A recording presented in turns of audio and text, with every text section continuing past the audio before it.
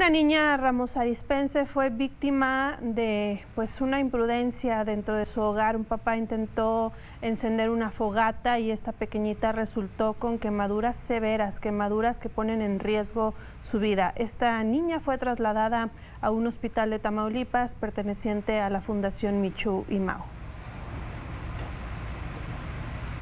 Fernandita, de 7 años, lucha por su vida en un hospital de la Fundación Michoud y Mao, en Tamaulipas, al que fue trasladada luego de sufrir quemaduras de tercer grado en ambas extremidades tras un accidente en la colonia Urbivilla de Ramos Arizpe, cuando su padre intentó prender carbón con gasolina.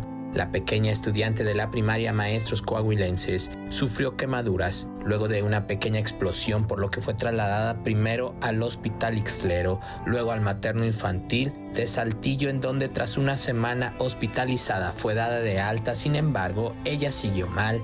Sus extremidades quedaron con quemaduras de primero a tercer grado y la anestesia ya no le está haciendo efecto, por lo que podría ser intubada para sedarla, lo que tiene muy preocupada a su joven madre, Noemí Rodríguez, quien también está hospitalizada, aunque por quemaduras menores. Fernandita tiene otros 2 hermanos menores quienes están con familiares en Saltillo, pues son originarios de esta ciudad.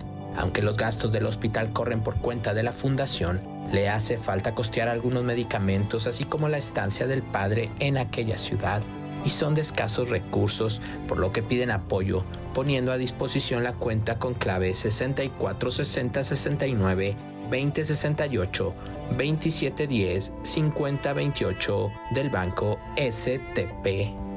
Para Telezócalo, Carlos Rodríguez.